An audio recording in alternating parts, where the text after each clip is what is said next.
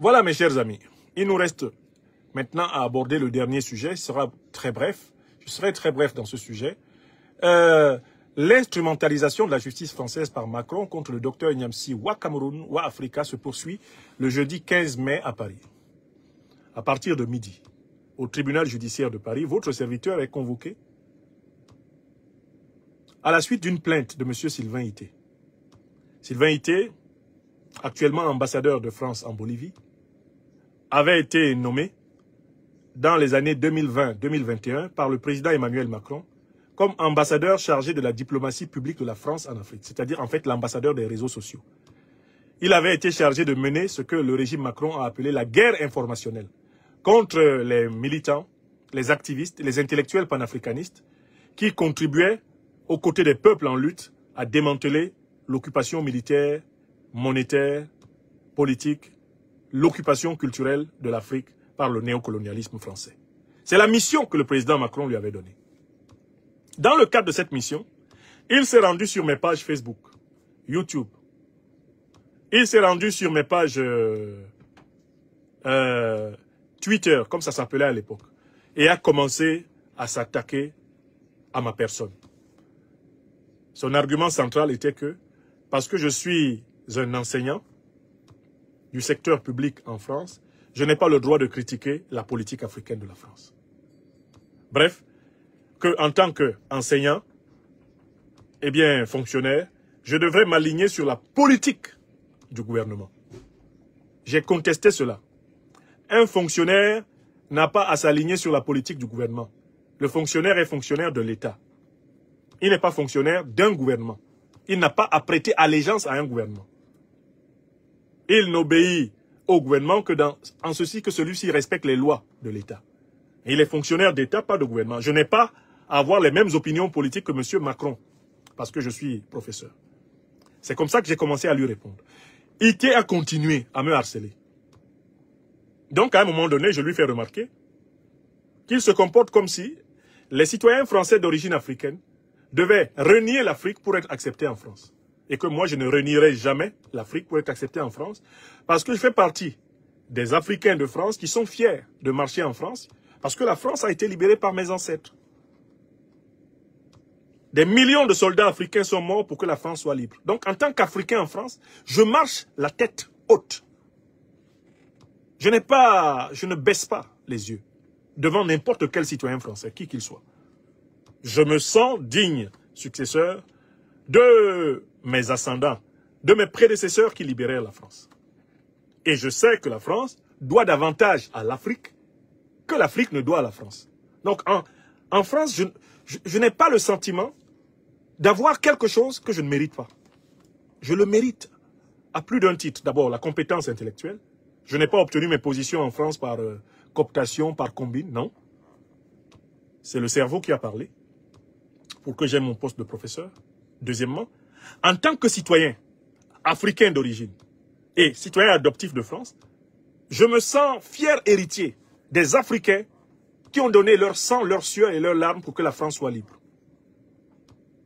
Et ici en France, je me sens proche des Françaises et des Français qui ont eu le courage de défendre la liberté, l'égalité, la fraternité, au prix même de leur vie. Ce qu'on appelle les résistants et les justes, de tous les temps.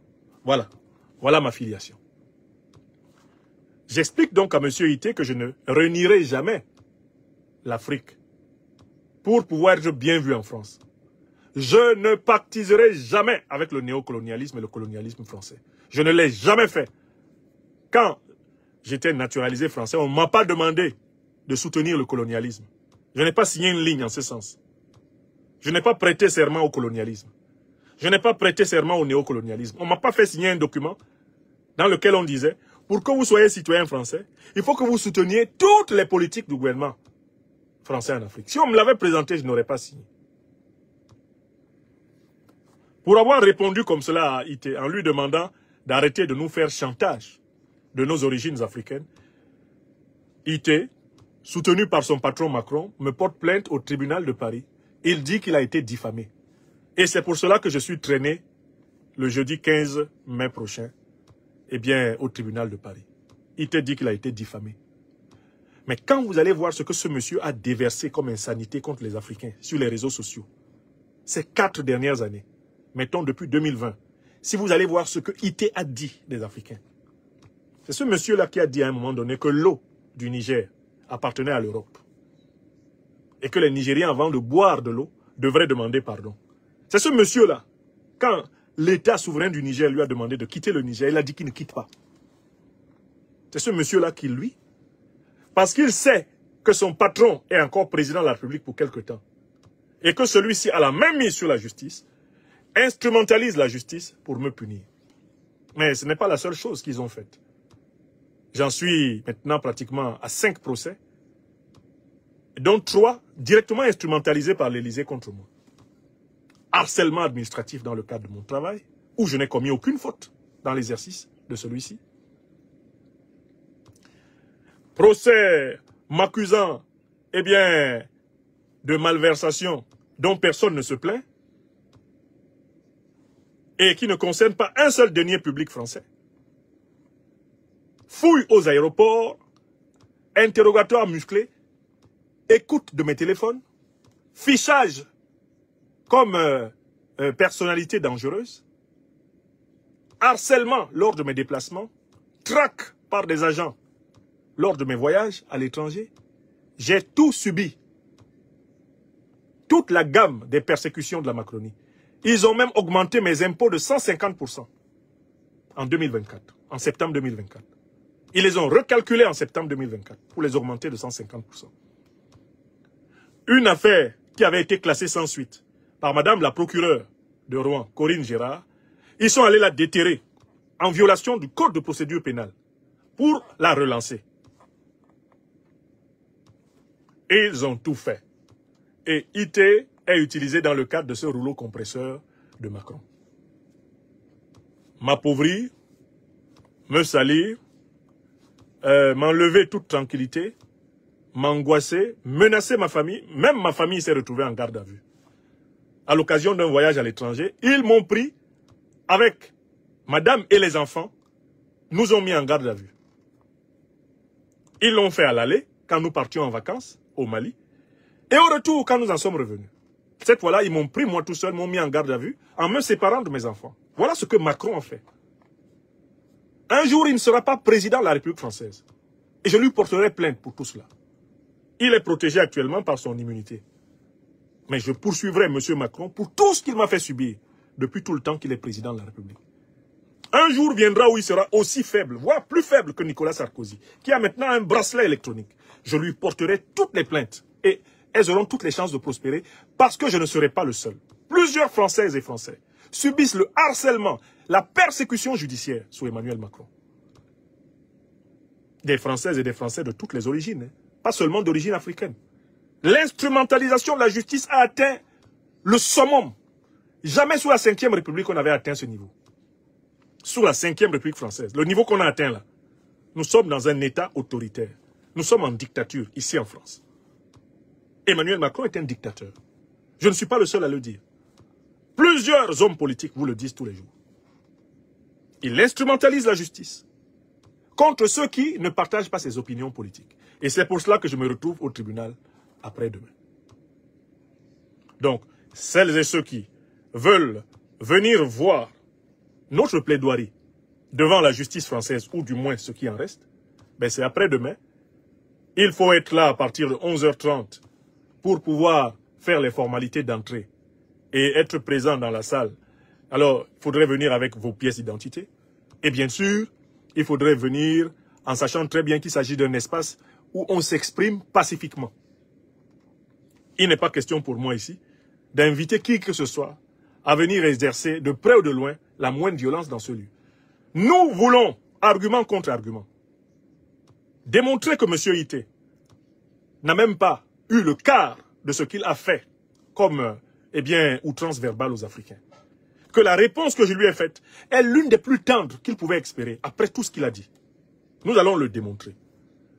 Les magistrats français auront après-demain l'occasion de sortir du système répressif de Macron par la haute, par le haut, ou alors de continuer à s'abaisser, à servir ses basses besognes de dictateurs eh bien, en pleine dérive. Je le répète et je le redis à tout le monde. Quoi qu'il m'arrive en France, en raison de mes opinions critiques envers la politique de la France-Afrique, le responsable, c'est le président Macron. Et son gouvernement. Et tous ceux qui lui obéissent, du sommet jusqu'à la base. C'est lui. Ce n'est pas quelqu'un d'autre. Sylvain Ité n'est que le bras de la répression de l'Élysée contre les Africains et les citoyens français qui ne se soumettent pas eh bien, à la dérive en cours. Vous avez compris? C'est ce que j'ai dit. Je sais que c'est la cellule africaine de l'Élysée. C'est le président Macron qui est derrière toutes les persécutions que je subis. C'est lui. En dernière analyse, c'est lui. Et je demande à toutes les Africaines et à tous les Africains, à tous ceux qui sont épris de vérité, de justice, en France et partout ailleurs dans le monde, de bien noter ce témoignage. Que personne ne s'étonne de quoi que ce soit. J'ai affaire, eh bien, à la dérive dictatoriale du président Macron. Je n'ai pas affaire à autre chose. Quand il a pris la parole, il y a quelques semaines, il a dit qu'il ne fallait pas accorder de crédit aux faux intellectuels panafricanistes. Les faux intellectuels panafricanistes. C'est, entre autres, moi qu'il visait. J'ai répondu à cette attaque contre les panafricanistes en lui disant que d'un point de vue intellectuel, je ne pâlis d'aucun complexe d'infériorité devant lui. Il est le président de la République, je dois respecter la fonction.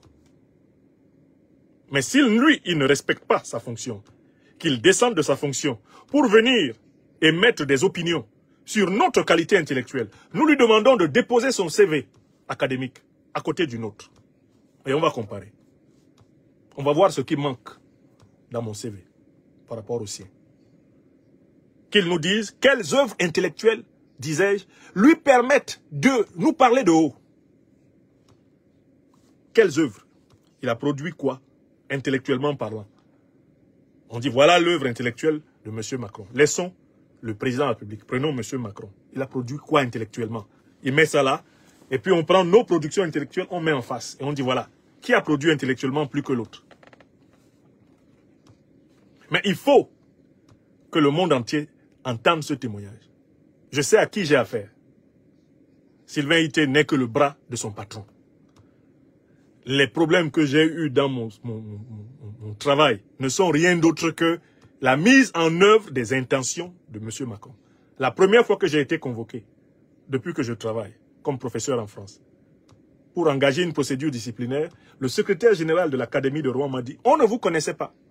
On nous a appelés de Paris pour vous demander de cesser de critiquer la politique africaine de la France. » Dès le départ, en 2021, en mai 2021, cela m'a été dit ouvertement. C'est Paris qui nous a appelés. Alors, nous sommes au XXIe siècle.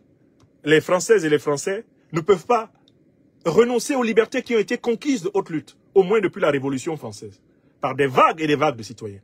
Un président de la République, fut-il aussi puissant que M. Macron pense l'être, ne peut pas complètement déposséder le peuple français de ses libertés fondamentales. Ce n'est pas possible. Il faut résister. Les Africains de ma génération, j'ai 53 ans cette année, ne se soumettront jamais plus à un dirigeant étranger, ni africain, sur des bases fausses. Nous avons décidé de refuser de nous soumettre à l'injustice. C'est ainsi que nous vivons. C'est ainsi que nous mourons. C'est une décision continentale, mondiale, planétaire, tellurique, cosmique. C'est une décision mystique. C'est une décision ontologique. Qu'ils se le tiennent pour dit. Nous ne nous soumettrons pas. Même morts, nous résisterons. Dans les plans ancestraux, nous résisterons. Nous poursuivrons la lutte. Voilà, c'est aussi simple que ça. Donc moi, en me présentant devant le tribunal, ça c'est le énième procès qu'on me fait. Je sais à qui j'ai affaire et j'ai nommé celui qui me persécute. Ce n'est pas Ité, c'est Macron. Ce n'est pas Ité, c'est Macron. Ce n'est pas Ité, c'est Macron. Même les juges là, ils exécutent les 4 volontés de Macron. Donc que les Africaines et les Africains qui nous écoutent en prennent acte et gardez l'oreille bien tendue. Car vous savez qui me persécute. Le moment venu, vous agirez en conséquence. Voilà. Mes chers amis, le programme de cette émission a été amplement atteint. Je remercie celles et ceux d'entre vous qui avaient eu la présence d'esprit de partager ce programme. Je remercie celles et ceux d'entre vous qui avaient commenté et argumenté.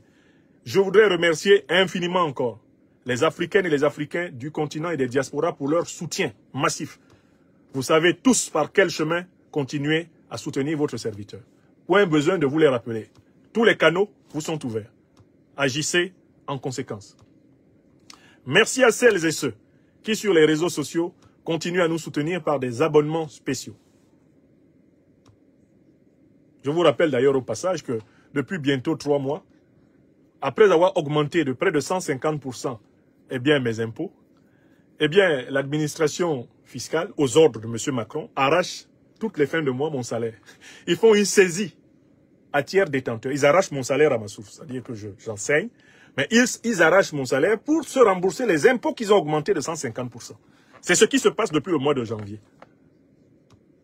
Avec mon avocat, Maître Ndifutao Woshawa Aboubek, nous leur avons demandé de justifier l'augmentation brutale de mes impôts, qui ont été recalculés tout d'un coup en septembre 2024. L'administration fiscale, aux ordres de M. Macron, refuse de s'expliquer. Elle vient chaque fin de mois arracher mon salaire. Oui, depuis le mois de janvier, février, mars, même le mois d'avril, ils se sont emparés de pratiquement 60 à 65% de mon salaire. Ça, c'est Macron. Et il faut que le monde entier le sache. J'ai les preuves de ce que je dis. Mes avocats qui écoutent sans doute cette émission ont les preuves de ce que je dis. Et tout cela finira un jour dans un grand livre. Persécuté par le dictateur Macron en France. J'écrirai ce livre, si Dieu m'accorde, la santé et la vie. Et il sera documenté. Vous me connaissez. On m'appelle le docteur des preuves. Chaque affirmation qui sera dite sera accompagnée des preuves. Qui sont déjà, elles sont rangées dans l'ordre chronologique. Les faits, les faits, les faits, les faits, les faits. Et je porterai plainte contre le président Emmanuel Macron pour tout ce que je subis depuis 2021 en France. Car tout vient de lui. C'est le gouvernement français qui est à la manœuvre. Et c'est la cellule africaine de l'Élysée qui m'a pris en chasse. Voilà, écrivez ça. C'est ce que j'ai dit. Alors, ils peuvent continuer à faire tout ce qu'ils veulent. Je suis un homme sans police, sans armée. Je suis un homme sans armes. Je suis un homme sans défense physique. Mais j'ai pour moi la vérité et la justice. Et j'ai pour moi le soutien de mes ancêtres angélisés. J'ai pour moi le soutien du Tout-Puissant. La conscience des Africains éveillés. Les conséquences seront immédiates. Elles seront nombreuses, elles seront inestimables. Cette persécution contre les Africains, comme moi, qui défendons une cause juste, elle aura des conséquences inestimables pour ceux qui la perpètrent.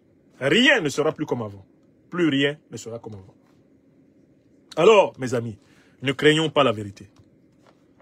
Ne craignons pas la justice. Craignons d'être des lâches. Craignons de continuer à plier les chines. Là où pendant des siècles et des siècles, des générations entières de nos ancêtres ont souffert. Craignons de transmettre l'esprit d'aliénation à nos enfants. Voilà ce qu'il faut craindre. Craindre la perte de notre âme, de notre dignité, de notre souveraineté intérieure.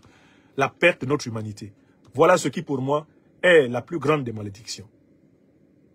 Quant à l'homme qui détient maintenant le pouvoir, qui détient maintenant la matière et la force, il n'est qu'un mortel comme moi. Veuillez tout simplement vous abonner et activer la cloche de notification pour ne rien rater. Retrouvez KDV sur YouTube, Facebook, TikTok.